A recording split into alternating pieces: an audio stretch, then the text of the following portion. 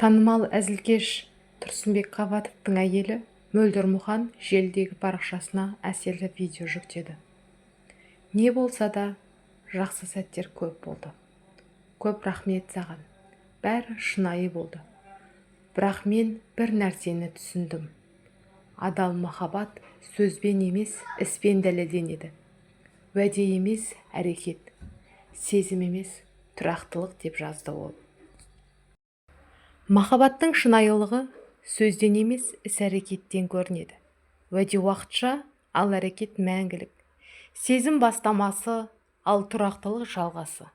Жалғасы демекші, желіде кеңінен тарап, жұрт назарын бұрған. Тұрсынбектің өзін тастап, екінші әйел алып кеткендігін дәлелдеп тұрғандай. Тұрсынбекке айта алмаған ойларын осы көріністермен бейнелеп, ішкі сезімін жеткізгендей. Жақұтты қаншалықты ысқылаған сайын жарқырай түсетініндей, Мөлдір қазіргі сәтте Жақұттай жарқырап, дамып келеді. Ішіндегі жасырынып жатқан бар таланты енді ашылып, елді әнімен тәнті етуде. Видеодағы көрініс көңілім сынған шыныдай сынды. Ендігі кезде кешірім сұрап келсең де. Видеодағы көрініс көңілім сынған шыныдай сынды. Ендігі кезде кешірім сұрап келсең де, сынған көңілдің орнын толтыра алмайсың деген мағынаны сездіріп тұр. Қаншама қиындықты бірге еңсеріп, 5 баламен ұрпағын жалғап отырған жан-жарын өзгеге қалай айырбастады десеңші.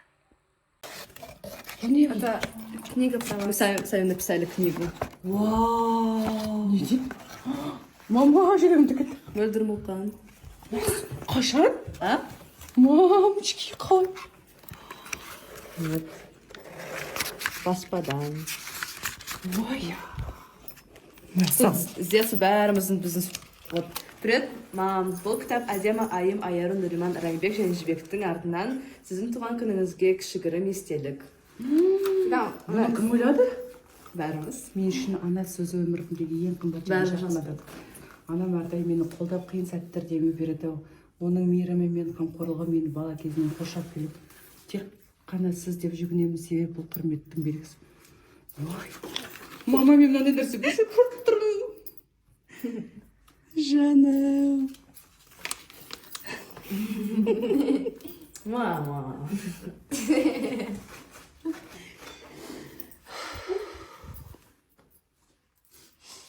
Классно, да?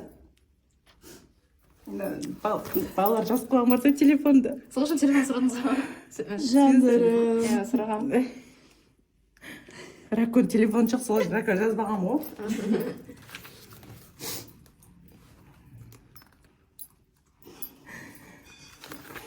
Ең күшті сыйлық болды.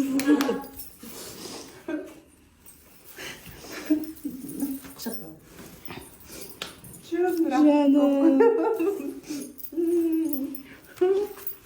Мен, кім ойлады мұны? Әдемі шамасы десеңдер, әдемі дәс книга сделана. Жаман достар болса, олармен дос болма дейді. Сен өзің ойладыңдар ма осының бәрін? Бәрі өздерінің сөздері болып тұрған. Кішкентай кезімізде бері соңында өзімізге ұнаған бағыт бер жұмыс жасап жатырмыз дейді. Мен анады мақтанып, анам менен. Өйткені бір сабақ жақсы оқиды. Она учила нас, если тебя ударит, то удар в ответ. Это я писала? Сен айттым ба? Когда у нее не было настроения, она нам этого не показывала.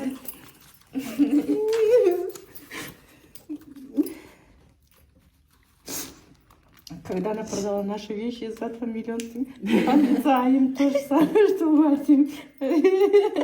Мне полететь в Польшу, дейді. От лица Нурима, когда она разрешила мне полететь в Барселону, дейді. Тиктоктан да киімдер зат.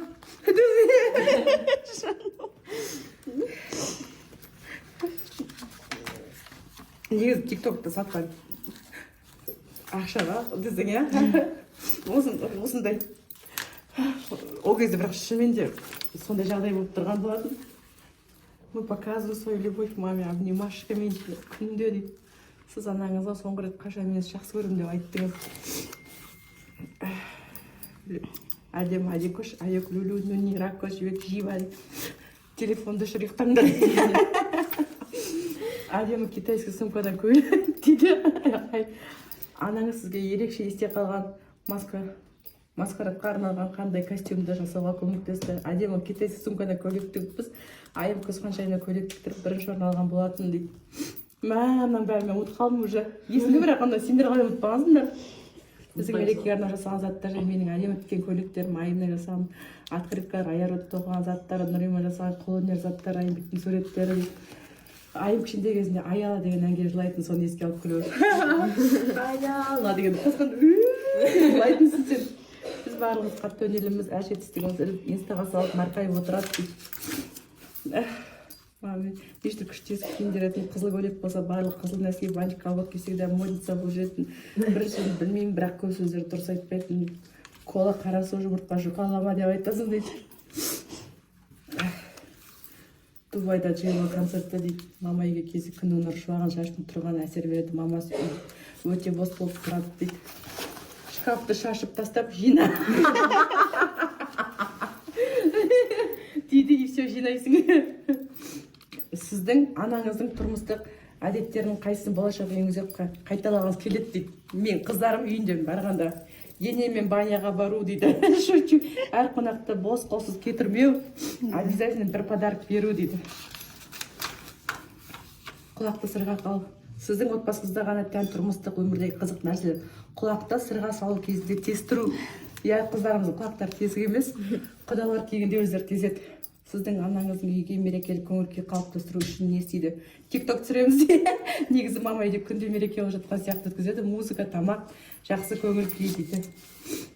Ресторан бар, семейный ужин жасаймыз. Красивая, добрая, яркая, восхитительность. Ой, маму любят все.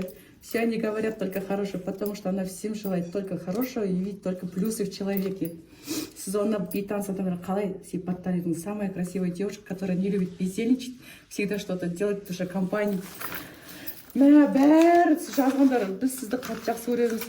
Біз үшеуміз мамаға тартқан, біз өмірді тыпырлап бірдеңе жасап жүреміз, күлкімізде, түрімізде мамаға қатты тартқан, үлгермей жатқан кезде, немесе срочно бірдеңе отқан кезде жан жаққа қарап жүгіру дейді, дірілдеу дейді. Олай. Сөйтем ба? Сіз қандай ортақ хобби немесе іспен айналысқан жақсыз? Билеу, тикток түсіру дейді.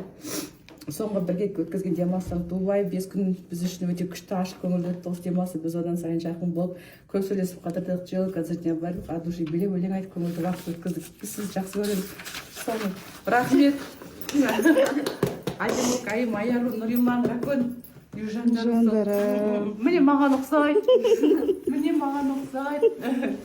Міне. Рахмет.